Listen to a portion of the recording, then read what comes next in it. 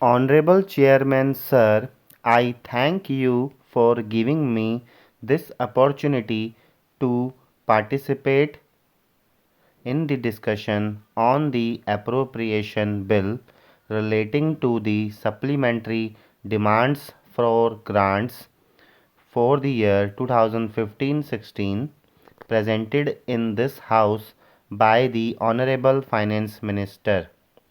Sir, being an appropriation bill, there is no other alternative but to give consent to the bill because the government has already made the expenditure and so the parliament has to give sanction as a procedure.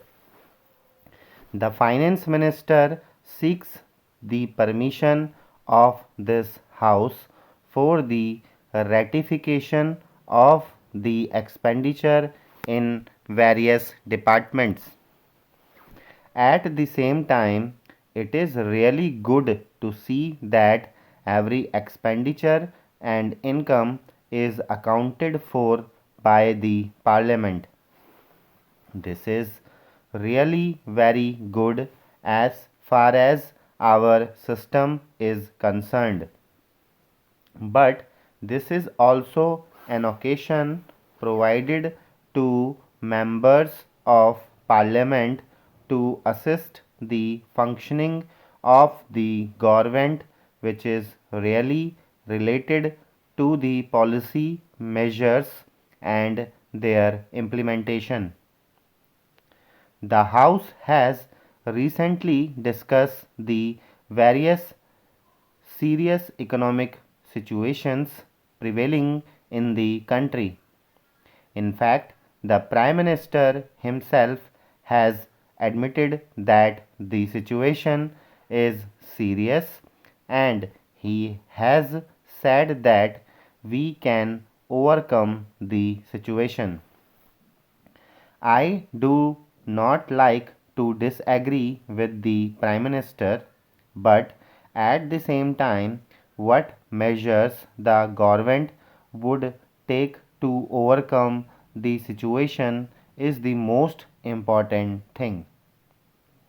Sir, Indian economy is witnessing a mixed of laws that is slowdown of economic growth, widening of the current account deficit, depreciation of currency, high inflation, growing fiscal deficit, lack of employment opportunities, etc.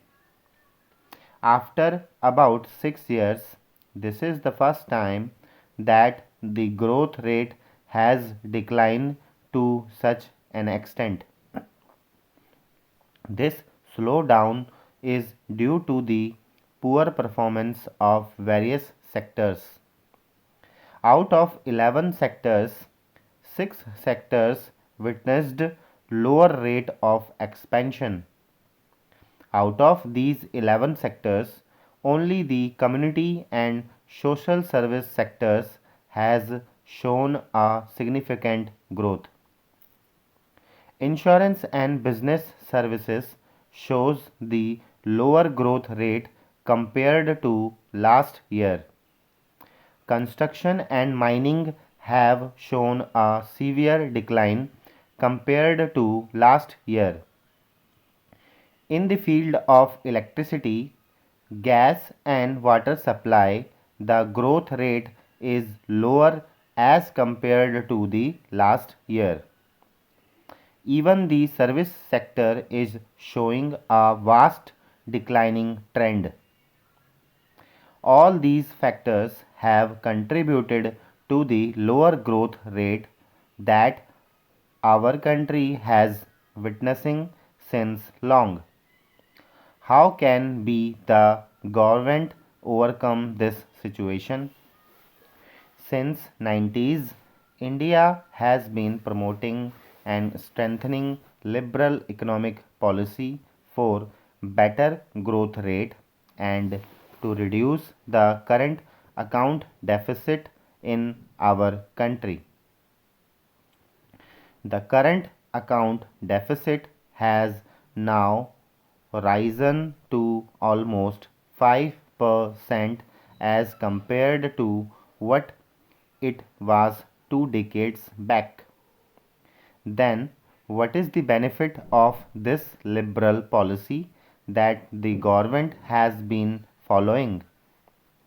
The government has now opened our economy to foreign direct investment and foreign institutional investment. Now, a new legislation has come before this House through which the government wants to invite more foreign investment. Sir, taking into account all human statistics, our position is at all satisfactory compared to other South Asian countries. With regard to malnutrition among children, our position is the last in these countries. In the fields of education and health, we are far below to many to the South Asian countries. Sir, a democratic government should give welfare to the people of the country, especially to the poorer sections. According to the report of the United Nations, more than 50% of the assets of our country are controlled by the rich sections of the society. It is very clear that the contribution of the liberal economic policy is for the rich sections of our society.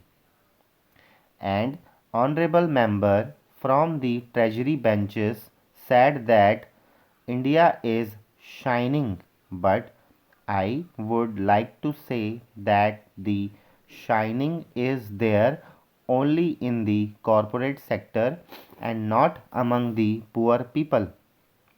It is shocking to see that according to the Planning Commission, a person getting rupees 26 is in rural areas and rupees 32 in urban areas was considered to be living above poverty line category.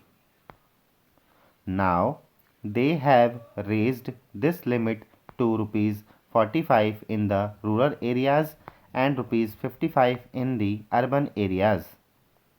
How can they say that? How can the Planning Commission make such an assessment? The purchasing power of the people is declining. One major reason is lack of adequate jobs. The government promotes foreign direct investment, but whether we could create jobs by these new investments? Sir, the job loss has become an alarming feature of our country. The House has witnessed strong protests with regard to the ever increasing prices of all items. The prices of food items have gone up. Even the price of onion has also shot up in Delhi. The prices of all essential commodities have gone up. Stop.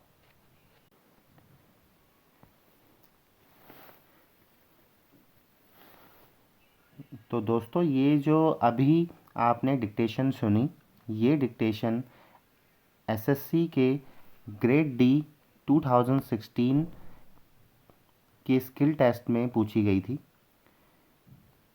ये dictation अभी 80 word से थोड़ा ऊपर की speed में बोली गई है, क्योंकि वहाँ पे जब आप टेस्ट देने जाओगे तो फ्लक्चुएट होगी सारी स्पीड।